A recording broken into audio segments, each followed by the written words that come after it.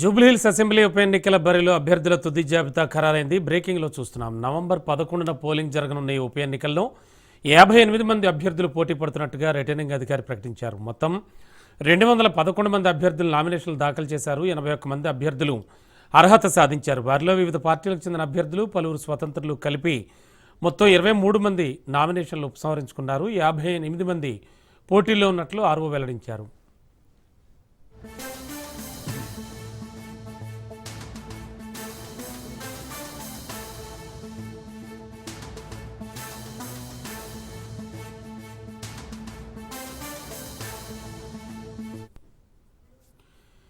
ఈ స్థాయిలో ఇంతమంది పోటీ చేయడం జూబ్లీహిల్స్ అసెంబ్లీ నియోజకవర్గ చరిత్రలో ఇదే ఫస్ట్ టైం. గతంలో 2009 ఎన్నికల్లో 13 మంది, 2014లో 21 మంది, 2018లో 18 మంది, 2023లో జరిగిన ఎన్నికల్లో 19 మంది పోటీ చేశారు. మాగంటి గోపీనాథ్ అకాల మరణంతో ఉప ఎన్నిక అనివార్యమైంది. ఈసారి పోటీలో ప్రధాన పార్టీలతో పాటు పెద్ద సంఖ్యలో స్వతంత్రులు, విద్యార్థి సంఘాల నాయకులు, రైతులు కూడా బరిలో ఉన్నారు.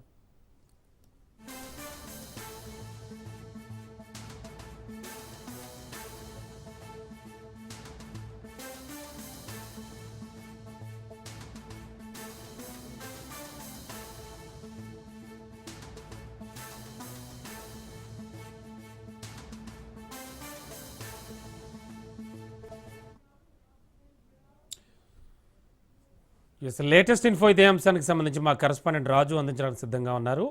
రాజు, ఫైనల్ ఫిగర్ అంటే మొత్తం అభ్యర్థులు ఎంతమంది అనేది ఆర్ఓ ప్రకటించారంటున్నారు. ఓవరాల్గా చూస్తే కనుక గడిచిన ఎన్నికలకు సంబంధించి ఇప్పటి ఎన్నికలకు, జూబ్లీహిల్స్ ఉప ఎన్నికకు ఏమిటి ప్రధానమైన తేడా కనబడుతోంది? ఆశావహులు ఎలా ఉన్నారు? రమణ, జూబ్లీహిల్స్ ఉప ఎన్నికకు సంబంధించి అభ్యర్థులు నిలిచేది ఎంతమంది అనేది లెక్క ఖరారైంది. దీనికి సంబంధించి భారీగా నిన్న మొన్నటి వరకు మనం చూసాము. పెద్ద ఎత్తున కూడా నామినేషన్లు దాఖలు చేయడం జరిగింది. ఈ నేపథ్యంలోనే తాజాగా అందరు విత్డ్రా చేసుకున్న తర్వాత మిగిలిన ఏవైతే వ్యాలిడేషన్ అయిన తర్వాత నామినేషన్ స్క్రూటినీ విత్డ్రాల్ టైం అయిపోయిన తర్వాత 58 మంది బరిలో నిలుస్తున్నారని చెప్పేసి కూడా అభ్యర్థుల పేర్లను రిటర్నింగ్ అధికారి సాయిరాం ప్రకటించడం జరిగింది. మొత్తం 211 మంది అభ్యర్థులు నామినేషన్లు వేశారు. ఇందులో 81 మంది అభ్యర్థులు ఆ నామినేషన్లకు సంబంధించి స్క్రూటినీ తర్వాత అర్హత పొందడం జరిగింది. వివిధ పార్టీలకు చెందినటువంటి నాయకులు, అదేవిధంగా కొంతమంది స్వతంత్ర అభ్యర్థులు కూడా ఆ నామినేషన్లు ఈ రోజు 23 మంది నామినేషన్లు ఉపసంహరించుకోవడం జరిగింది.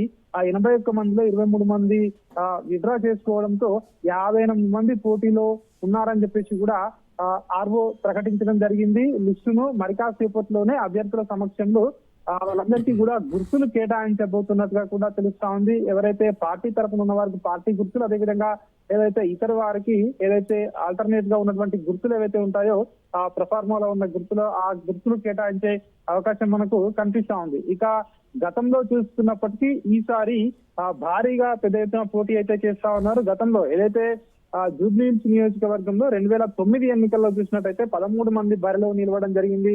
2014 వచ్చేసరికి 21 మంది పోటీలో ఉండడం జరిగింది. 2018 ఎన్నికల్లో 18 మంది పోటీలో నిలవడం జరిగింది. 2023 విషయంలో 19 మంది అభ్యర్థులు, అంటే మనం చూస్తా ఉన్నాము యావరేజ్ గా దాదాపు 18 నుంచి 20 మంది పోటీ చేస్తూ వస్తా ఉన్నారు ఈ నియోజకవర్గంలో 2009 నుంచి. కానీ ఈసారి ఏకంగా 58 మంది అత్యధికంగా ఈ నియోజకవర్గంలో బరిలో నిలవబోతా ఉన్నారు.